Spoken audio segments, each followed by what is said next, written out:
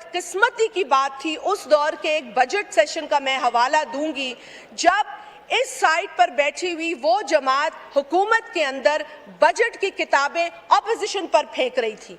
मेरे पास सर अल्फाज नहीं थे। It was the state of shock that we were in, कि यहाँ से मतलब वो पहला बजट था जिस पर गवर्नमेंट ने भी रिएक्ट किया।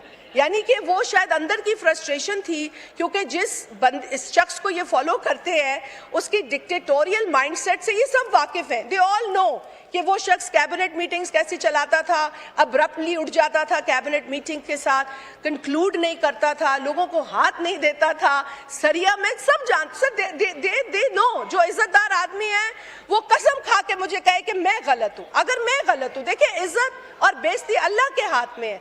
वो किसी इंसान के हाथ में होती तो ना किसी की पगड़ी रहती, ना किसी की चादर रहती, ना किसी का दुपट्टा रहता। ये अल्लाह ने अपने हाथ में ली है। तो लेकिन जो गुरूर और तकब्बुर नाउज़ बिल्लाह हमने उस जमाने में देखा, मैं कभी नहीं चाहूंगी कि वो हम इस दौर में देखें।